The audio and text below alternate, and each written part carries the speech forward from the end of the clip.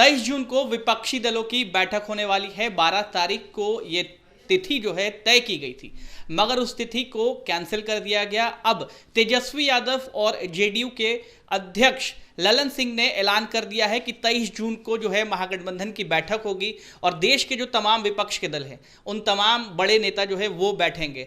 आखिर 12 तारीख को डिले किया गया सिमाब, इसके बाद से 23 तारीख। लगातार बीजेपी सवाल उठा रही थी, क्या आनन फानन में इन तमाम चीज़ों को किया गया है? नहीं, सबसे पहली बात यह है कि विपक्षी एकता जो है एक तरह से नीतीश कुमार जी के लिए चैलेंज था।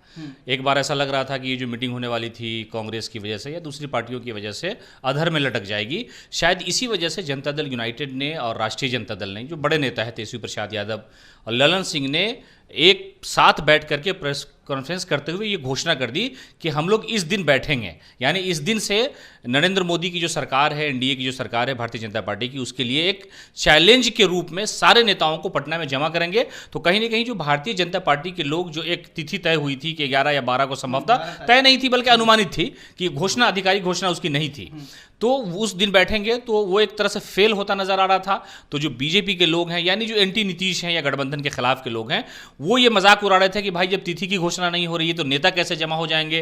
राहुल गांधी लंदन और अमेरिका में घूम रहे हैं तो वो तो आएंगे नहीं। कांग्रेस नीतीश कुमार के चेहरे को एक्सेप्ट नहीं कर रही है। तो शायद तिथि ही पहला चैलेंज था महागठबंधन के लिए, इसलिए ललन सिंह ने घोषणा की। और घोषणा करने के बाद उन्होंने पूरी लिस्ट गिना दी है कि ये पार्टी के विपक्षी जितने भी मुख्यमंत्री हैं और जितने भी नेता हैं, सबको कहा गया है कि यहां बुलाएंगे। और कहीं ना कहीं नीतीश कुमार अपना एक सियासी कद जो है, जो एक कहा जाता है कि राजनीति में अगुवा की भूमिका है, वो निभाने के लिए यहां मीटिंग कर रहे हैं पटना में। तो ये एक बड़ा चैलेंज, इसलिए कि भारतीय जनता पार्टी की सारी निगाह अभी यही है।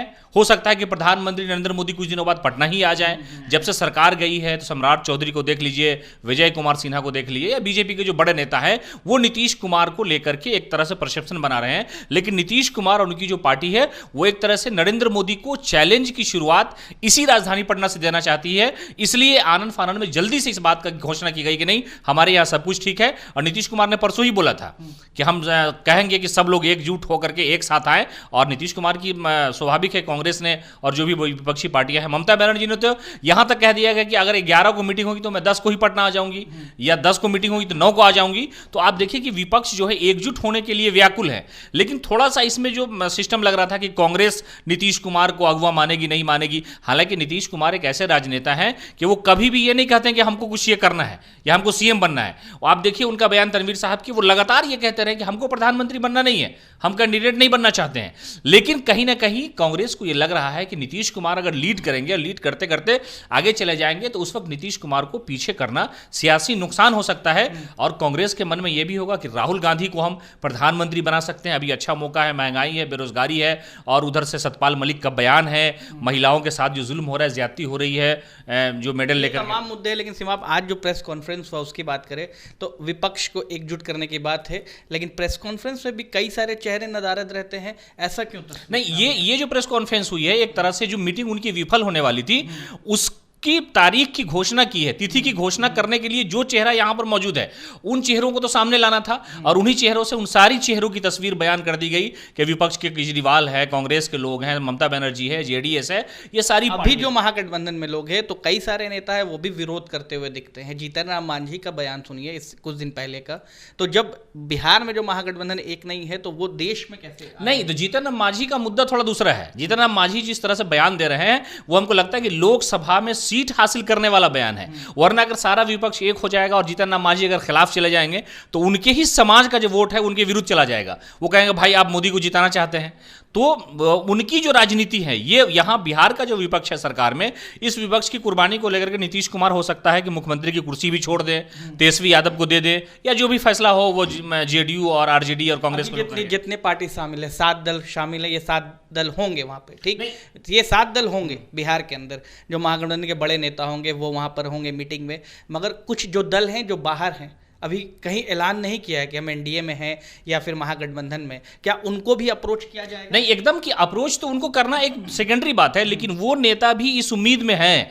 इसलिए कि जैसे मान लीजिए चिराग पासवान की बात करिए आप, उधर आप बात कर लीजिए मुकेश सहनी की, तो ये लोग चाहते हैं कि हमारी जो सियासी महत्वाकांक्षा है, जो हमारी एक सियासी लालच है, वो भी पूर्ण हो जाए और हमारे ऊपर टैग भी नहीं लगे। ये लोग ऐसे नेता हैं, इस तरह से गठबंधन करते हैं कि देखते हैं कि बादल आसमान के नीचे आया, बारिश संभवतः हो जाएगी, तो वो नहाने चले जाते हैं। तो वो सोच रहे हैं कि अगर बीजेपी के लिए माहौल बेहतर रहा, ये लोग विपक्ष के लोग अगर थोड़े थोड़े बिखरते चले गए, तो हम कहेंगे नहीं, हम तो नरेंद्र मोदी के कृष्ण है, नरेंद्र मोदी हमारे लिए भगवान है, सियासी तौर पर जो बयानबाजी होती है। लेकिन देखेंगे कि हालात अच्छे हो गए, विपक्ष एकजुट हो गया, तो ये लोग छोटी मोटी शर्तों का ऐलान करते हुए बैकडोर से ये लोग चले जाएंगे उन्हीं के साथ और कहेंगे कि नहीं, सो हालात इस वक्त दलितों पर जुल्म हो रहा है, जो पसमानदा है, जो अति पिछड़ा है, पिछड़ा, उस पर जुल्म हो रहा है, तो ये लोग आ सकते हैं। अभी ये लोग अपना पत्ता नहीं खोल रहे, इसलिए कि चिराग पासवान भी सियासी तौर पर भारतीय जनता पार्टी से थोड़े से ठगे गए हैं कि उनको सिक्योरिटी तो दे दी गई Y+ की, लेकिन मंत्रालय मिलने की उम्मीद थी, मंत्रालय नहीं मिला, अब तो मिलने की संभावना नहीं है, इसलिए कुछ दिनों बाद चुनाव हो जाना है। तो ये सारी चीजें हैं कि यहाँ का जो विपक्ष है, जो छोटा विपक्ष है, जो नीतीश कुमार के खिलाफ है, जो लगता है कि हाँ भाई नरेंद्र मोदी के साथ है, लेकिन वो जा नहीं रहा है, खुल करके बात नहीं कर रहा है, तो ये जो विपक्षी एकता है उसमें इन लोगों को लाया जा सकता है 1-2 सीट दे करके, कि इसलिए कि इन लोगों का अगर असल टारगेट होगा, कांग्रेस की नीयत सियासी तौर पर अच्छी होगी कि हमको नरेंद्र मोदी को चैलेंज देना है, तो नीतीश कुमार एक बड़ा चेहरा है और उसी लिए विपक्षी एकता की मीटिंग पटना में बुलाई जा रही है। यह हो सकता था रामलीला मैदान दिल्ली में भी हो सकता था, लेकिन पटना में बुलाने का कोई ना कोई मकसद है कि जो हिंदी राज्य है, हिंदी बेल्ट है, उत्तर प्रदेश है, बिहार है, झारखंड है और थोड़ा सा बंगाल को भी आप मान लीजिए, तो इन लोगों की निगाह यहां पर है कि यहां पर अगर हम भारतीय जनता पार्टी यानी मोदी को बैकफुट पे ला देते हैं, हम जीते नहीं, जितनी सीटें वो जीतेंगे उनको हरा देंगे ना, तो ऑटोमेटिकली मैच हार जाएंगे वो। तो ये सारी रणनीति के तहत काम हो रहा है। ये जो घोषणा हुई है, ये कांग्रेस और नीतीश कुमार के बीच बातचीत हो गई है फाइनली। हाँ, तभी अगर हो सकता है कि राहुल गांधी नहीं भी आए तो उनके परिवार का कोई ना कोई आएगा, सोनिया आ सकती है, वो प्रियंका को भेज सकते हैं, वो खड़गे को भेज सकते हैं, तो इन 3-4 बड़े चेहरों को भेज सकते हैं। इसलिए कि कांग्रेस भी थोड़ा सोच समझ करके काम करेगी कि अगर देश ने नीतीश कुमार को एक्सेप्ट कर लिया प्रधानमंत्री के तौर पर, तो हमारी जो पार्टी है, तो हमारा जो ख्वाब है, सपना है, अच्छा सोनिया गांधी, हर माँ का अपना एक सपना होता है कि उसका बेटा बड़ा बने, तो वो चाहती हैं कि नीतीश कुमार को हम रखें साथ जरूर एम्पायर की भूमिका में, लेकिन कैप्टन हमारा राहुल गांधी रहेगा, तो एक मौका मिल जाएगा कि उसकी नीयत अच्छी है, युवा है, काम करना चाहते हैं, तो देश को एक प्रधानमंत्री कांग्रेस का फिर से मिलना है। तो ये सारी चीजें ठीक, हमारे साथ समाप्त थे। कुल मिलाकर 23 से जून को जो है वो तय कर लिया गया है कि बिहार में और बिहार के अंदर खासकर पटना के अंदर जो है वो महागठबंधन की बैठक होगी। देश के जो तमाम विपक्ष के नेता हैं वो एकजुट होंगे और एकजुट होकर के एक शक्ति प्रदर्शन जो है वो किया जाएगा और बीजेपी के खिलाफ, प्रधानमंत्री नरेंद्र मोदी के खिलाफ जो है वो 2024 के पहले बिगुल फूंक दिया जाएगा।